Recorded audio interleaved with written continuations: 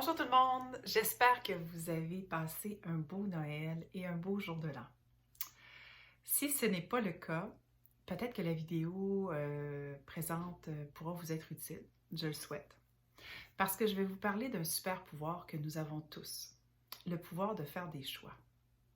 Quand on vit quelque chose qui nous déplaît, qui nous attriste, qui nous fait du mal, nous avons tous ce pouvoir-là de décider de rester ou de partir, de tourner à droite ou de tourner à gauche.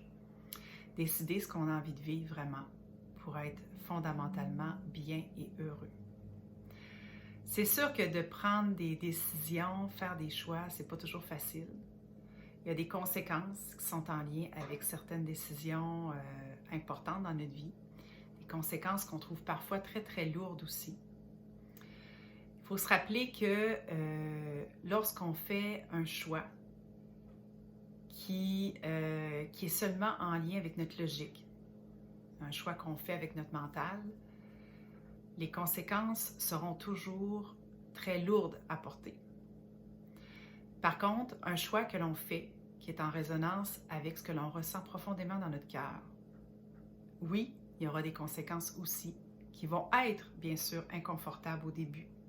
Ça vient nous tordre un peu, ça vient nous bousculer notre vie. Mais au bout du compte, les conséquences seront beaucoup plus légères et beaucoup plus faciles à traverser et à vivre. Pourquoi? Parce qu'on va se sentir immensément bien et léger par la suite. C'est la sensation des fois d'avoir des ailes qui nous poussent dans le dos quand on sait qu'on a pris la bonne décision, qu'on s'est fait confiance. Pourquoi quelqu'un va endurer une situation qui est très, très inconfortable? On pourrait donner l'exemple d'une relation toxique. Pourquoi quelqu'un va endurer l'inacceptable pendant des semaines, des mois et même des années? C'est difficile à comprendre, hein? L'être humain, il y a deux choses de fascinant. Il y a une capacité d'adaptation extraordinaire. Une capacité à s'adapter aux situations les plus difficiles parfois, bien malheureusement. Il va adopter des comportements qui vont lui permettre toujours de passer à travers des épreuves. Et souvent, dans la situation de crise, lorsque la situation de crise arrive, bien là, ça va être vraiment la souffrance, la tristesse, la colère qui va être présente. Puis là, bien, on va sentir à l'intérieur de soi que là, on n'est plus capable, qu'on en a assez, que c'est terminé, qu'on veut changer. Mais attention, après ça, quelques heures passent, quelques journées passent. Puis là, bien, les choses se calment. Et lorsque les choses se calment, qu'est-ce qui se passe?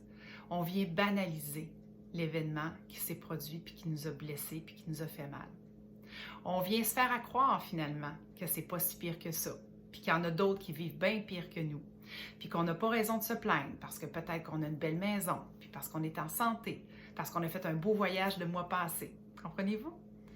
Donc, la capacité de s'adapter peut être dangereuse à certains égards quand on vit quelque chose qui est vraiment difficile puis qu'on devrait vraiment prendre la décision, faire le choix de sortir de ça. Et il y a aussi le fait que l'être humain, généralement, a très, très peur du changement, a peur de l'inconnu. Ce que l'on ne connaît pas nous fait peur. On a peur de faire le pas en avant lorsqu'on ne sait pas ce qu'il y a en avant, justement. On a peur aussi de se retrouver seul quand ça concerne une relation amoureuse. Est-ce qu'on va se retrouver à nouveau dans une belle relation un jour? Est-ce que quelqu'un va s'intéresser à nous à nouveau? Donc, c'est tout ça. C'est le fait de s'adapter à une situation qui est inconfortable et c'est le fait aussi d'avoir peur de ce qu'on ne connaît pas, de se lancer littéralement dans le vide en ayant confiance qu'on va réussir puis que le choix que l'on fait, c'est le meilleur choix pour nous et que ça va amener énormément de beaux changements positifs dans notre vie. Donc moi, c'est vraiment ce que je vous souhaite pour 2023. Je vous souhaite d'avoir le courage de vous poser les bonnes questions. Est-ce que ce que vous vivez présentement, peu importe la sphère de votre vie, est-ce que ça vous nourrit? Est-ce que ça vous fait du bien? Est-ce que ça vous rend heureux? Sinon, prenez la responsabilité, puis vraiment le courage de choisir quelque chose qui va vous nourrir, qui va vous faire du bien, qui va vous permettre d'évoluer aussi, parce que on le mérite tous.